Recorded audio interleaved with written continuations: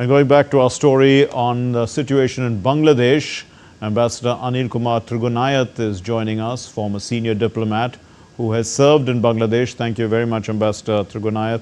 Now, what are the key challenges, that Mohammed Yunus faced in trying to implement reforms in Bangladesh, or was it, a lack of will on his part? No, it's not lack of will. I think it's lack of experience and deep-seated prejudice. And that has probably brought him to this kind of a situation.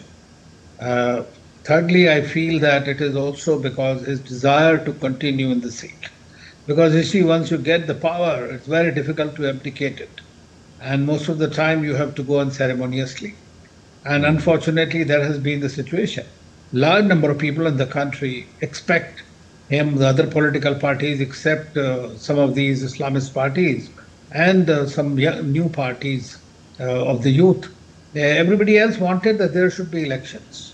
And there should be a properly elected government which is legitimate and is able to carry forward the reforms in the country to bring the economy back, bring the polity back in the country, put the society together.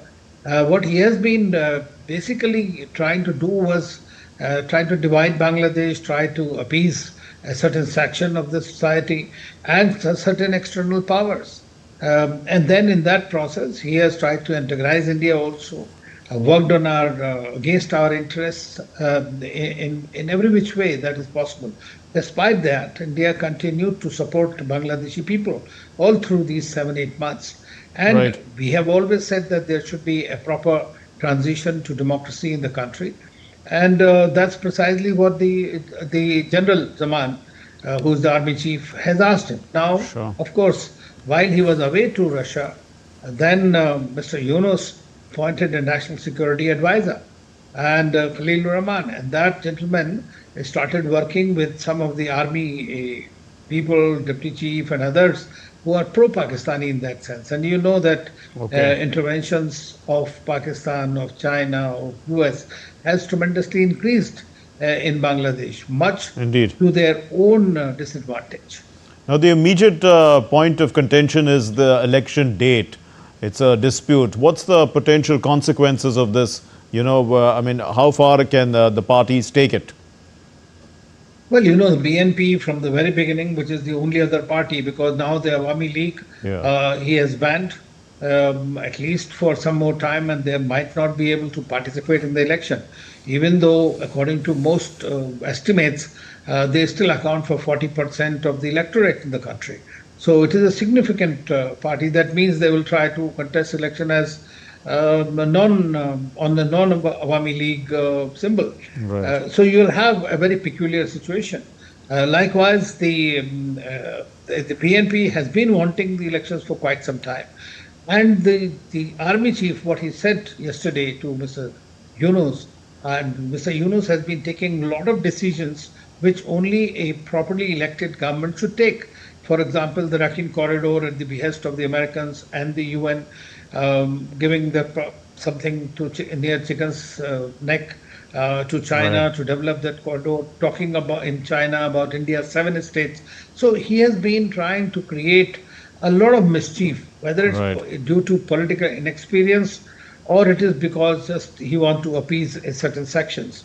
So what we are looking at is that the General Zaman yesterday told him that there should be elections before December or by December, so that there is a transition to a proper government which can then decide the democratically elected government. And that should be inclusive. Inclusive means all political parties must be able to participate.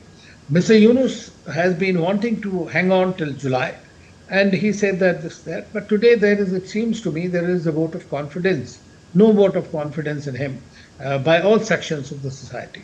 It's normal that whenever there are some kind of these disruptive changes take place in a polity of a country, people who felt that Sheikh Hasina had not done enough for them, obviously they expected certain miracles. They expected a betterment for the ordinary people within Bangladesh, but that did not happen. Instead, the misery has increased tremendously. People are suffering a great deal. There is no law and order, actually. Let's break down a little bit of what you've said, Ambassador Trigunayat. He wants to stay, of course, till July of 2026. But you know, Yunus and the military, you were talking a little bit about that. Is this relationship likely to push this elder statesman out of interim office? After all, he's a Nobel laureate. Well, he can be Nobel laureate, but that doesn't mean he can be a good prime minister or a president or, that's a different cup of tea. I mean, people respected him, and he has been talking, but he has been parachuted essentially from the United States by the CIA and others. That's everybody knows it. Why? And that is also very clear. That was the Sino-US contestation in Bangladesh. And that's precisely the reason. So he is finding it difficult whether to go to China, whether to go to US or to Pakistan for that matter. And in that process, he's trying to sail into 3-4 boats. And the only end result of that boat, that thing is merely you just sink, because nobody is going to solve the issue in the end. But army in the place at the moment, and he also tried to create a division between the number 1, number 2, like that kind of thing, or Quartermaster General Rahman and others. So this is something I believe has created a lot of anxiety even in the Army Chief, General. Indeed. He has made comments about the Northeast, which you also mentioned. Now, these comments, is this going to become an issue between India and Bangladesh going forward, do you think? I mean, it has already begun, and we have protested to that very strongly, and we conveyed it in as many words, besides by action also. No, I'm I'm asking from the point of view, will it constantly be raised, like a thorn in the side, that, the offer that he keeps giving to China to develop certain regions and things like that. Will future governments in Bangladesh also try and do the same thing? I doubt very much. I think, suppose, let us say 1% if the BNP comes to power. Obviously, I mean, relations can't be at the same level. But most likely, we have seen the earlier DNP government also, that what they try to be a bit more pragmatic and not hostile.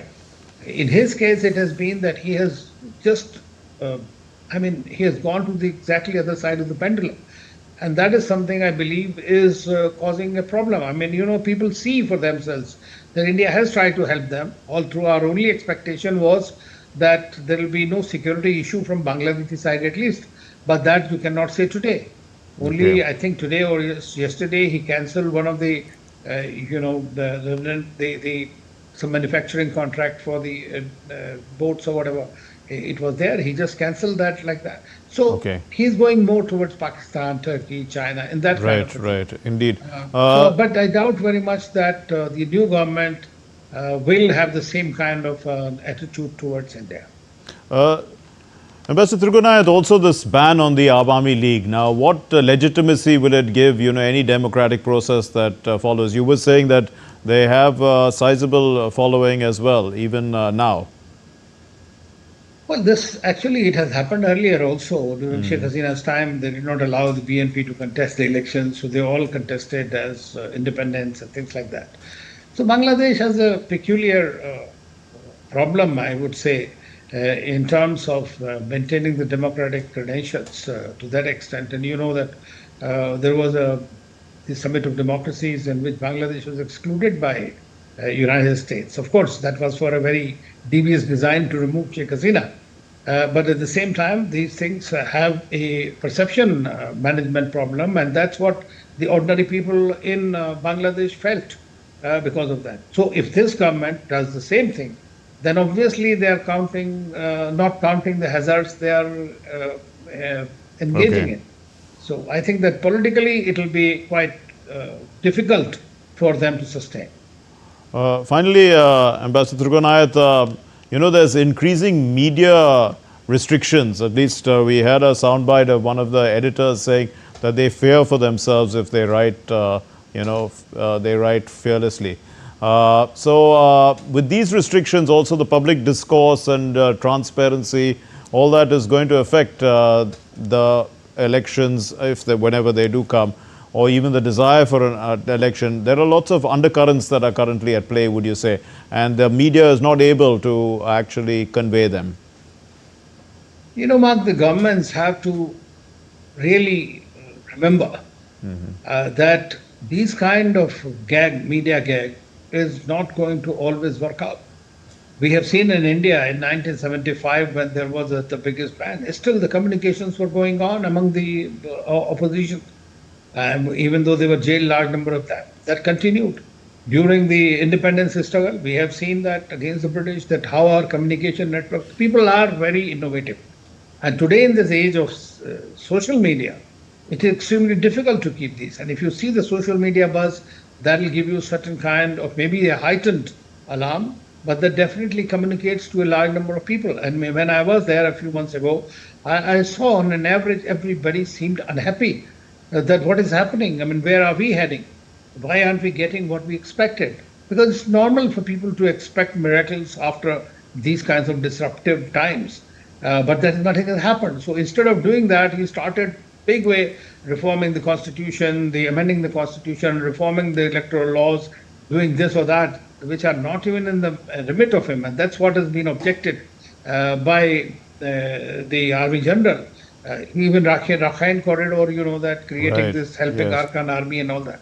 So I think that he has probably exceeded his brief. Indeed, we'll have to leave it there. Thank you very much, Thank you. Ambassador Anil Kumar Trigunayat, former senior diplomat. Thank you for putting this into context for us.